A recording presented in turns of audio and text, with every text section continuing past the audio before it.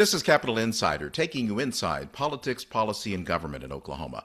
I'm Dick Pryor with Quorum Call publisher Sean Ashley.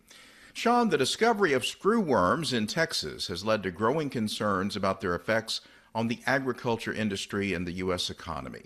Experts predict that the spread of screwworms is inevitable, and states and the federal government are trying to figure out what to do about it. What is the state of Oklahoma's response to the threat? State veterinarian Rod Hall outlined the state's current plan Wednesday at a meeting of the State Board of Agriculture.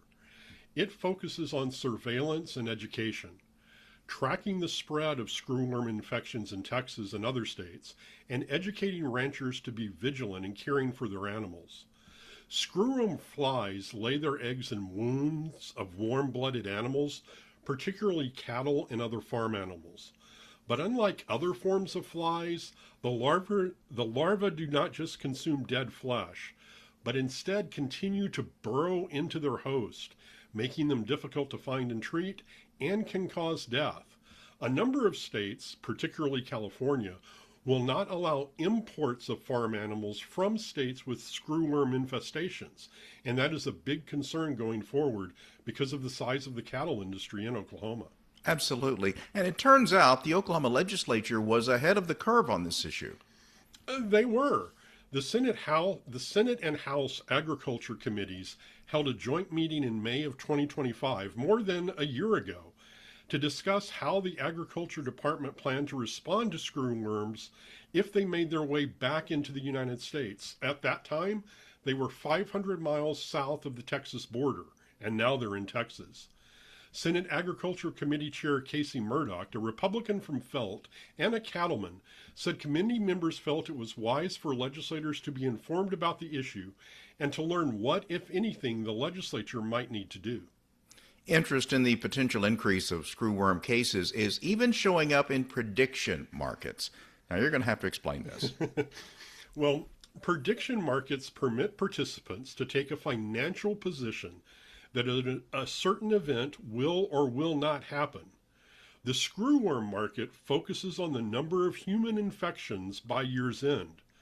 A majority of market participants believe there will be more than one human case in the United States by the end of the year. The last human case was reported in 2025. A Maryland resident who was infected during a visit to El Salvador. They were treated and fully recovered. You've uncovered an unusual Oklahoma connection to prediction markets, and it involves Governor Kevin Stitt. There was a prediction market for certain words Governor Stitt might or might not use in his February State of the State speech. It totaled more than $652,000. Some of the words one could take a position in that he used included common sense and marijuana, weed, or cannabis. Words that he did not use that one could have taken a position in were affordability, farmer, and ICE or National Guard. Tevis Hillis, Stitt's press secretary, told me in an email, Governor Stitt and his staff were not aware of this online gambling pool on his State of the State remarks. She took issue and umbrage when I asked whether anyone in the governor's office participated in the market. The entire suggestion, she said, that anyone in the governor's office had a hand in this is absurd, irresponsible, and beneath serious consideration.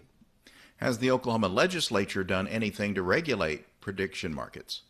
No, at least not yet. Some states' governors have issued executive orders that prohibit state employees from using insider information to trade on prediction markets. And according to the National Conference of State Legislatures, at least 15 states considered prediction market-related legislation during the 2026 session. In May, Minnesota Governor Tim Walz signed the nation's first law banning prediction markets from operating within their state. We're not going to make any predictions about the Oklahoma primary election, but it's coming up on Tuesday. That's right. So if listeners did not send in a mail-in absentee ballot or vote early, polls will be open from 7 a.m. to 7 p.m. on Tuesday. And everybody, Republicans, Democrats, Libertarians, and Independents, gets to vote on State Question 832, which would lay out a plan for increasing the minimum wage in Oklahoma. and there are numerous other primary elections on Tuesday's ballots. Thank you, Sean. You're very welcome. For more information, go to quorumcall.online. You can find video of Capitol Insider segments on the KGOU YouTube channel.